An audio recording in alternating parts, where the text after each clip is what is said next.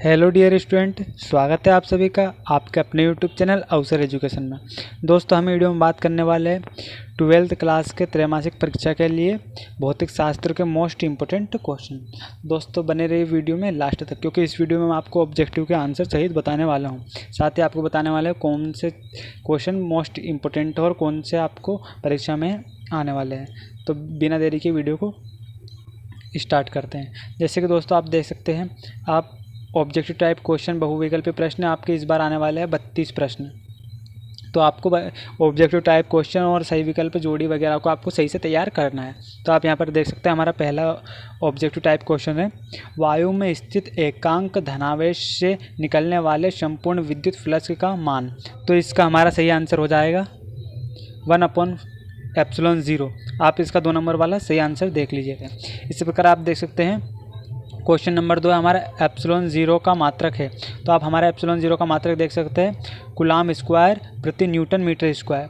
कूलाकार आप देख सकते हैं, विद्युत क्षेत्र का मात्रक। विद्युत क्षेत्र का मात्रक आपको पता ही होगा, मैं बता देता हूँ। इसका मात्रक है न्यूटन प्रति कूलाम। ये 2 नंबर वाला आप लगा लीजिए इसमें। इसी प्रकार आप देख सकते हैं, एक कूलाम आवेश में इलेक्ट्रॉन की संख्या होती है। एक कूलाम आवेश में इलेक्ट्रॉनों की संख्या क्या होती है? दोस्तों, ये क्वेश्चन बहुत लोगों को कंफ्यूज करता है, तो इसको आपको सही से तैयार करना है। दोस्तों, मैं बताता हूँ आपको, एक कूलाम आवेश में इलेक्ट्रॉनों की संख्या होती है 6.25 × 10⁻18। तो स्टूडेंट, हमारा क्वेश्चन नंबर 5 है। ये इसमें हमारा दिया है, बिंदु आवेश Q के कारण R दूरी पर विद्युत क्षेत्र E होगा। तो इसका सही आंसर हो जाएगा हमारा E समानुपाती 1/r³। तो इसका सही आंसर ये 4 नंबर है, आप लगा लीजिए, आप लिख सकते हैं। तो ये आप आपके मोस्ट इंपॉर्टेंट क्वेश्चन है। आपको इसमें से आपका 70% कोई नहीं छुड़ाएगा दोस्तों, 70% इसी में से आने वाला है। इसी प्रकार आप 6 नंबर का देख सकते हैं, आवेश का विमीय सूत्र। तो आवेश का विमीय सूत्र हमारा हो जाएगा 80, यानी कि 3 नंबर वाला आपका सही आंसर हो जाएगा। इसी प्रकार हम 3 नंबर के क्वेश्चन को यहाँ पर देखने वाले हैं। इसमें से इस क्वेश्चन में से आपको ऐसा भी दे सकता है कि 2 नंबर के क्वेश्चन भी आ सकते हैं, 3 नंबर के भी इसमें से क्वेश्चन बन सकते हैं। तो आपको सभी प्रकार से तैयारी करना है। इसी प्रकार विद्युत आवेश के गुण लिखे, तो आपको विद्युत आवेश के गुण लिखना है, मोस्ट इंपोर्टेंट क्वेश्चन है। इस प्रकार आप देख सकते हो, कूलाम का नियम लिखे तथा इस नियम के आधार पर एकांक आवेश की परिभाषा लिखे। इस नियम को आपको त्रैमासिक, अर्धवार्षिक और वार्षिक परीक्षा के लिए पूर्ण तरीके से तैयार करना है। ये मोस्ट इंपोर्टेंट क्वेश्चन है, रहता है हर वर्ष। इसी प्रकार आप देख सकते हैं, क्वेश्चन नंबर 3 है, विद्युत क्षेत्र रेखाओं के गुण लिखे। आप विद्युत फ्लक्स को परिभाषित कीजिए। ये भी मोस्ट इंपोर्टेंट क्वेश्चन है। आप क्वेश्चन नंबर 5 नंबर में देख सकते हैं, मतलब जो 5 नंबर के क्वेश्चन है नहीं, आपको इस बार 4 नंबर में पूछे जाने वाले हैं। इसलिए आप देख सकते हैं यहाँ पर, विद्युत द्विध्रुव किसे कहते हैं, इसका कारण अक्षीय निरक्षीय स्थिति में विद्युत क्षेत्र की तीव्रता ज्ञात कीजिए। तो इसमें आपके दोनों क्वेश्चन आ गए हैं कि अक्षीय स्थिति, विद्युत क्षेत्र की तीव्रता की अक्षीय स्थिति और निरक्षीय स्थिति, ये सिद्ध आप मतलब ये आपको निकालना आना चाहिए।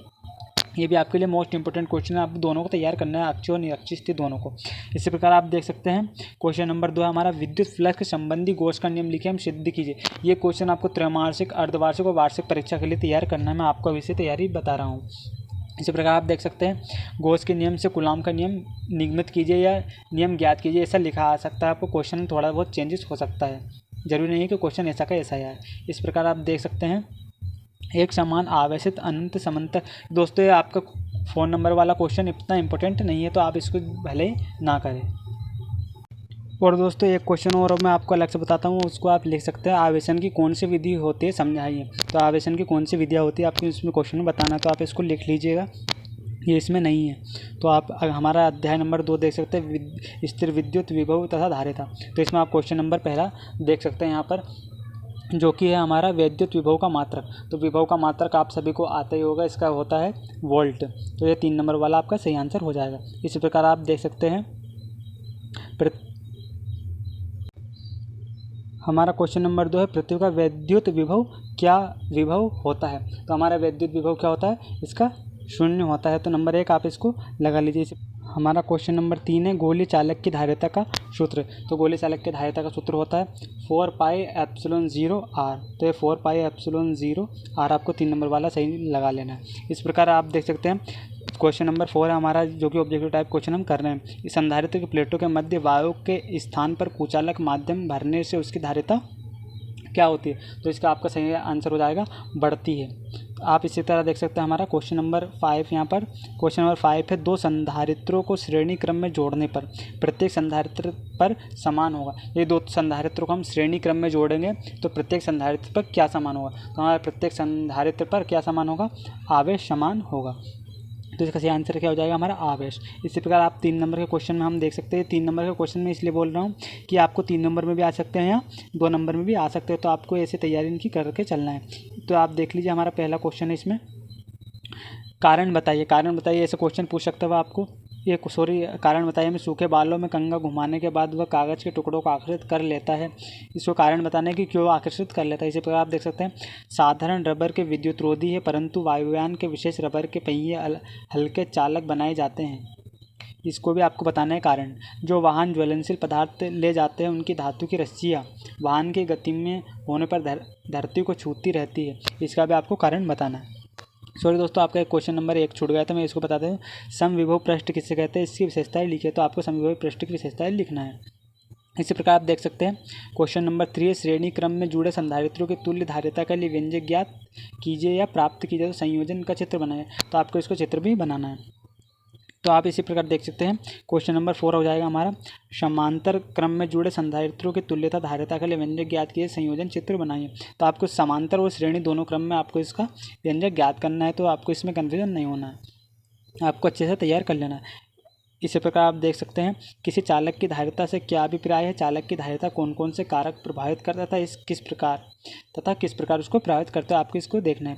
इसी प्रकार आप देख सकते हैं आपका वान डी ग्राफ जनित्र का क्वेश्चन मोस्ट इंपोर्टेंट। वान डी ग्राफ द्वारा प्रयुक्त जनित्र जिसके माध्यम से उच्च विभव प्राप्त किया जाता है, इसका प्रयुक्त जनित्र का वर्णन निम्न सिद्धांतों पर या शीर्षकों पर दीजिए। तो नामांकन चित्र सिद्धांत और उपयोग आप इसका देख सकते हैं। दोस्तों हम वीडियो ज़्यादा लंबा नहीं करना चाहते, लेकिन क्या करें, आपको पूरा क्वेश्चन भी बताना है। इसी प्रकार आप देख सकते हैं कि हमारा है, संधारित्र किसे कहते हैं, इसका सिद्धांत समझाए, समांतर प्लेट संधारित्र की धारिता के लिए व्यंजक स्थापित कीजिए, यह किन किन कारकों पर निर्भर करता है। तो इसका आपको बताना है कि कौन कौन से कारकों पर निर्भर करता है। इसी प्रकार आप देख सकते हैं क्वेश्चन नंबर हमारा 3 है, सिद्ध कीजिए कि 2 आवेश चालकों के आपस में जोड़ने पर उनमें आवेशों का वितरण उनकी धारिताओं का अनुपात में होता है। तो आप इनको क्वेश्चन को नोट कर लीजिए या इसका स्क्रीनशॉट ले लीजिए। इस प्रकार आप देख सकते हैं हमारा क्वेश्चन अध्याय 3 है, धारा विद्युत में आपका क्वेश्चन ऑब्जेक्टिव टाइप क्वेश्चन है, जो कि हमारा पहला क्वेश्चन है, किसी चालक में विद्युत प्रवाह होती है तो उसमें मुक्त इलेक्ट्रॉनों का प्रवाह, तो उसमें मुक्त इलेक्ट्रॉनों का प्रवाह हो जाएगा, हमारा नंबर 2 वाला सही है। अतिचालक पदार्थ की चालकता होती है, अतिचालक पदार्थ की चालकता क्या होती है, इन्फिनिटी यानी कि आपका हो जाएगा अनंत होती है। अतिचालक पदार्थ की चालकता अनंत होती है। 2 प्रतिरोधों के श्रेणी क्रम में के संयोजन में प्रत्येक प्रतिरोध में समान होता है, तो क्या समान होता है, अपनी धारा समान होती है। इसी प्रकार आप देख सकते हैं, एक तार को खींचकर उसकी लंबाई दोगुनी करने पर उसका प्रतिरोध कितना हो जाएगा। एक तार को हम खींचेंगे तो उसकी लंबाई को दोगुना करेंगे तो उसकी जो 4 गुना हो जाएगा। इसी प्रकार आप देख सकते हैं क्वेश्चन नंबर 5 है हमारा, जो ऑब्जेक्टिव टाइप क्वेश्चन कर रहे हैं हम, ओमी प्रतिरोध। तो ओमी प्रतिरोध आपको बताना है क्या है, तो ओमी प्रतिरोध तांबे का तार ओमी प्रतिरोध है। इसी प्रकार आप देख सकते हैं विद्युत धारा का एसआई मात्रक। तो आपको ये तो बहुत सिंपल क्वेश्चन है कि एम्पियर होता है, आप सभी को पता ही होगा। तो हम यहाँ रिक्त स्थान को देख लेते हैं। रिक्त स्थान में हमारा है विभव प्रवणता का एसआई मात्रक। तो विभव प्रवणता का एसआई मात्रक हो जाएगा वोल्ट प्रति मीटर आपको लिख लेना है। हमारा रिक्त स्थान नंबर 2 है विभवमापी की संतुलित स्थिति में इसका प्रतिरोध होता है, संतुलित स्थिति में इसका प्रतिरोध 0 होता है। इसी प्रकार देख सकते हैं किरचॉफ का प्रथम नियम आवेश संरक्षण के सिद्धांत पर आधारित होता है, ये 3 नंबर वाला हो गया हमारा। इसी प्रकार आप देख सकते हैं 4 नंबर किरचॉफ का द्वितीय नियम आवेश संरक्षण के ऊर्जा संरक्षण के सिद्धांत पर आधारित होता है। आप 5 नंबर देख सकते हैं मीटर सेतु किसके, व्हीटस्टोन के सिद्धांत पर कार्य करता है, व्हीटस्टोन सेतु इसका आ जाएगा। इसी प्रकार आप देख सकते हैं कि हमारा विद्युत धारा राशि है, विद्युत धारा हमारी जो राशि है वह अदिश राशि। इसी प्रकार 7वां नंबर है विद्युत धारा घनत्व एक सदिश राशि है, विद्युत धारा घनत्व एक सदिश राशि। आपको ये याद रखना है, कन्फ्यूजन नहीं होना है। इसी पर आप देख सकते हैं 2 नंबर के क्वेश्चन हमारे 2 नंबर के क्वेश्चन ओम का नियम। दोस्तों ओम का नियम आपको इंपॉर्टेंट क्वेश्चन है 2 नंबर में, तो इसको आप नोट कर लीजिए, आपको वार्षिक परीक्षा में भी आ सकता है। इसी प्रकार विद्युत सेल किसे कहते हैं, कितने प्रकार का होता है। तीसरा है ओमी तथा अनोमी प्रतिरोध क्या होता है, उदाहरण देकर समझाइए। अगला क्वेश्चन हमारा किसी सेल का विद्युत वाहक बल नापने के लिए वोल्टमीटर की अपेक्षा विभवमापी अधिक श्रेष्ठ होता है, क्यों। मोटर गाड़ी को स्टार्ट करने पर उसकी हेडलाइट कुछ मंद हो जाती है, क्यों। तो ये क्वेश्चन आपको तैयार करने हैं 2 नंबर के, जो कि क्वेश्चन ज़्यादा बड़े नहीं हैं। और यदि आपको इनका सॉल्यूशन चाहिए तो आज मुझे कमेंट कर सकते हैं, मैं आपको इसका सॉल्यूशन दे दूंगा। आप 3 नंबर के क्वेश्चन में देख सकते हैं प्रतिरोध R1 R2 तथा R3 के 3 चालकों को श्रेणी क्रम में जोड़ा गया है। नामांकित चित्र बनाकर तुल्य प्रतिरोध का व्यंजक ज्ञात कीजिए। तो आपको इसका तुल्य प्रतिरोध का यानी कि जो श्रेणी क्रम में है हमारा प्रतिरोध, तो इसका आपको व्यंजक ज्ञात करना है। इसी प्रकार आप देख सकते हैं क्वेश्चन नंबर 2 है प्रतिरोध R1 R2 तथा R3 के 3 चालकों में को समांतर क्रम। हमने पहले श्रेणी क्रम किया था, अब समांतर क्रम में भी हमको चित्र बनाकर तुल्य प्रतिरोध का व्यंजक ज्ञात करना है। हम क्वेश्चन नंबर 3 देख लेते हैं। किसी सेल के विद्युत वाहक बल विभवांतर एवं आंतरिक प्रतिरोध में संबंध स्थापित कीजिए। ये भी आपको करना है, ये भी इंपॉर्टेंट क्वेश्चन है। और आपको क्वेश्चन देख सकते हैं 4 है किसी कार की संचायक बैटरी का विद्युत वाहक बल 12 वोल्ट है, यदि बैटरी का आंतरिक प्रतिरोध 0.4 ओम हो तो बैटरी से ली जाने वाली अधिकतम धारा का मान क्या होगा, मान क्या है, क्या मान क्या है, ऐसा लिखवा। तो आपको इन क्वेश्चन को जो अंकीय क्वेश्चन है इनको अच्छे से तैयार करना है, क्योंकि ये क्वेश्चन ज़्यादातर पूछे जाते हैं। यदि आपने पिछला पेपर देखा हो यानी पिछले साल का 2021 का, तो उसमें अर्धवार्षिक परीक्षा में पूरे अंकीय क्वेश्चन पूछे गए थे। तो आप इसी प्रकार देख सकते हैं हमारा धारा और इलेक्ट्रॉन प्रवाह अनुगमन वेग में संबंध स्थापित करो। अनुगमन वेग आपको पता ही होगा। तो दोस्तों मोस्ट इंपोर्टेंट क्वेश्चन है आपके तीनों परीक्षाओं के लिए, त्रैमासिक, अर्धवार्षिक और वार्षिक परीक्षा के लिए। तो आप इसको तैयार कर लीजिए। इसी प्रकार आपका अगला क्वेश्चन है मीटर सेतु की सहायता से किसी तार का प्रतिरोध ज्ञात करने के प्रयोग का निम्न सिद्धांतों के शीर्षों के अंतर्गत वर्णन कीजिए। तो आपको निम्न शीर्षों के अंतर्गत इसका वर्णन करना। आप देख सकते हैं विद्युत परिपथ का रेखाचित्र, सिद्धांत, सूत्र की स्थापना। यदि आप इसका स्क्रीनशॉट लेना चाहें तो स्क्रीनशॉट ले सकते हैं। मैं आपको एक क्वेश्चन पढ़ के बता रहा हूँ, नोट करना चाहे तो नोट कर सकते हैं। इसी प्रकार आप देख सकते हैं क्वेश्चन नंबर 2 विभव मापी के तार की लंबाई 280 सेंटीमीटर पर एक लेकलांसी सेल से संतुलित होता है। जब इस सेल को श्रेणी क्रम में एक डेनियल सेल जोड़ दिया जाता है तो संतुलित बिंदु 480 सेंटीमीटर की दूरी पर आता है। दोनों सेलों के विद्युत वाहक बल की तुलना कीजिए। आपको विद्युत वाहक बल की तुलना करना है। मोस्ट इंपोर्टेंट क्वेश्चन है, अंकीय क्वेश्चनों में आप इसको देख सकते हैं। इसी प्रकार आप देख सकते हैं व्हीटस्टोन सेतु का सिद्धांत लिखे तथा स्थापित कीजिए। तो आपको इसमें व्हीटस्टोन सेतु का सिद्धांत लिखना है, जो कि मोस्ट इंपोर्टेंट क्वेश्चन है आपको तीनों परीक्षाओं के लिए। मैं आपको ये भी बता रहा हूँ कि कौन से परीक्षा में आपको इंपोर्टेंट रहेंगे। इसी प्रकार आप देख सकते हैं धारा विद्युत संबंधी किरचॉफ के नियम एवं उदाहरण के साथ व्याख्या कीजिए। तो आपको किरचॉफ के दोनों नियम याद करना है और उसको उदाहरण भी याद करना है।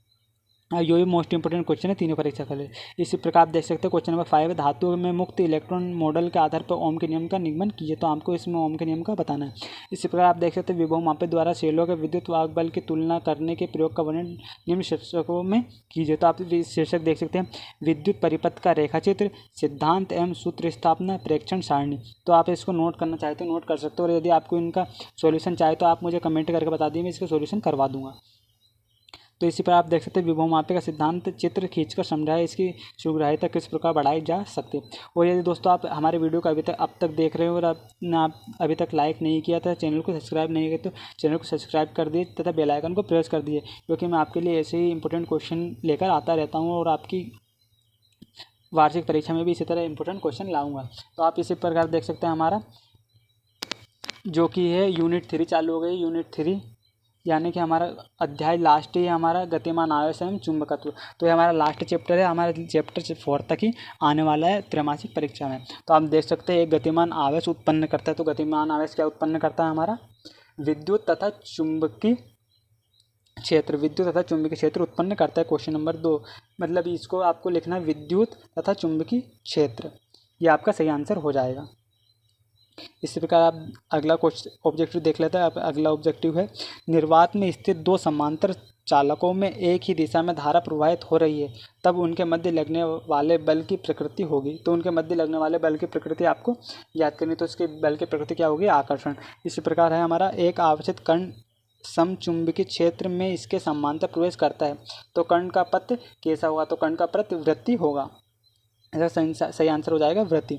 इसी प्रकार देख सकते हैं एक समान चुंबकीय क्षेत्र में धारावाही लूप पर बल आघूर्ण, धारावाही लूप पर बल आघूर्ण का दोस्तों थोड़ा इसमें कन्फ्यूजन है, आपको यदि पता हो तो आप मुझे कमेंट में बता सकते हैं कि इसका सही आंसर क्या है। तो आप मुझे कमेंट करके 4 नंबर वाले ऑब्जेक्टिव टाइप क्वेश्चन का आंसर ज़रूर बताएं, क्योंकि मुझे इसमें कन्फ्यूजन है, इसमें मुझे ऐसा लग रहा है कि दिया नहीं है, गलत है। तो आप इसको मुझे बताइए। इस ऊपर आप देख सकते हैं किसी चुंबकीय क्षेत्र में धारावाही लूप पर बल आघूर्ण अधिकतम होता है तो जब क्षेत्र और लूप का तल क्या हो, समांतर हो। तो इसका सही आंसर हो जाएगा समांतर। आप रिक्त स्थान को यहाँ पर देख सकते हैं, रिक्त स्थान है हमारा पहला। चुंबकीय क्षेत्र में गतिमान आवेश पर लगने वाले बल को क्या कहते हैं, आपको इसका पता होना चाहिए। तो इसको कहते हैं लोरेंज बल। चुंबकीय क्षेत्र में गतिमान आवेश पर लगने वाले बल को लोरेंज बल कहते हैं। लोरेंज बल का सूत्र है, तो वहाँ पर आपको लोरेंज बल पूछा था, गतिमान आवेश पर लगने वाले बल को लोरेंज बल कहते हैं। लोरेंज बल का सूत्र आपको याद करना है, जो कि बहुत सरल ये है, F = QBV sin theta. QBV sin theta इसका सही आंसर हो जाएगा। इसी प्रकार आप देख सकते हैं आदर्श वोल्टमीटर का प्रतिरोध हमारा इन्फिनिटी होता है, यानी कि अनंत होता है। तो आपको इसको भी सही कर लेना है, और आप कन्फ्यूजन नहीं हो, आदर्श वोल्टमीटर का होता है अनंत, और जो एक आदर्श अमीटर का प्रतिरोध होता है 0। ये अमीटर और वोल्टमीटर में कंफ्यूज ना हो, एक आदर्श अमीटर का प्रतिरोध होता है 0। किसी पदार्थ के चुंबकीय क्षेत्र में चुंबकन अर्जित करने के सामर्थ्य को कहते हैं, तो इस सामर्थ्य को कहते हैं चुंबकनशीलता। चुंबकनशीलता कहते हैं इसको। इसी प्रकार आप जोड़ी मिला लीजिए, जोड़ी में हमारा पहला हो जाएगा चुंबकीय क्षेत्र, तो हमारा चुंबकीय क्षेत्र हो जाएगा टाउ, जो कि टी है। आप देख सकते हो चुंबकीय क्षेत्र ये टी हो जाएगा। इसी प्रकार आप देख सकते हैं चुंबकीय आघूर्ण। चुंबकीय आघूर्ण को आप यहाँ पर इसका आंसर हो जाएगा AM स्क्वायर, यानी कि एम्पियर मीटर स्क्वायर इसका हो जाएगा। इसी प्रकार देख सकते हैं 3 नंबर चुंबकशीलता हो जाएगा हमारा TMA इन्वर्स हमारा हो जाएगा इसका TM इन्वर्स। इसी प्रकार आप देखते हैं ऐंठन नियतांक आप लिख लीजिए, ये है हमारा NM रेड इन्वर्स, ये रेड इन्वर्स हो जाएगा। इसी प्रकार आप 2 अंक के क्वेश्चन को यहाँ पर देख सकते हैं। 2 अंक के क्वेश्चन में हमारा पहला है उत्तरी ध्रुवीय ज्योति का क्या कारण है, तो उत्तरी ध्रुवीय ज्योति का क्या कारण, आपको इसका आंसर लिखना है। इसी प्रकार आप देख सकते हैं बायो-सेवर्ट का नियम लिखिए, एम्पियर का परिपति नियम लिखिए, आप इनको नोट कर लीजिए या स्क्रीनशॉट ले सकते हैं। तो आप देखिए लंबे धारावाही चालक तार पर चुंबकीय क्षेत्र में लगने वाले बल के लिए सूत्र लिखिए। लंबे धारावाही चालक तार के समीप चुंबकीय क्षेत्र के लिए सूत्र लिखिए। धारावाही वृत्ताकार लूप के केंद्र पर चुंबकीय क्षेत्र के लिए सूत्र लिखिए। अमीटर और वोल्टमीटर में अंतर लिखिए। तो आपको अमीटर और वोल्टमीटर में अंतर, ये मोस्ट इंपोर्टेंट क्वेश्चन है, जो कि 4 नंबर में भी आ सकता है, 3 नंबर में भी आ सकता है। इसी प्रकार आप देख सकते हैं धारावाही कुंडली के बीच नरम लोहे का एक रॉड रखा जाता है, क्यों, ये भी आपके लिए इंपॉर्टेंट क्वेश्चन है। बायो-सेवर्ट के नियम के आधार पर धारा के मात्रा को परिभाषित कीजिए। तो आपको बायो-सेवर्ट का नियम भी आ सकता है दोस्तों। बायो-सेवर्ट का नियम यदि इसमें नहीं है तो आप बायो-सेवर्ट के नियम को भी पूरी तरीके से तैयार कर लीजिए। आप देख सकते हैं धारावाही वृत्ताकार लूप के चुंबकीय आघूर्ण का सूत्र SI मात्रक लिखिए। संट क्या है, इसका उपयोग लिखिए। दोस्तों संट का क्या है, इसका उपयोग आपका मोस्ट इंपोर्टेंट क्वेश्चन है, जो कि आपके वार्षिक परीक्षा में पूछा जाता है। इसी प्रकार आप देख सकते हैं चुंबकीय क्षेत्र रेखाओं के गुण लिखिए। तो चुंबकीय क्षेत्र रेखाओं के गुण लिखना है आपको, तो ये आप लिख सकते हैं दोस्तों। ये हुआ हमारा त्रैमासिक परीक्षा का पूरा इंपॉर्टेंट क्वेश्चन।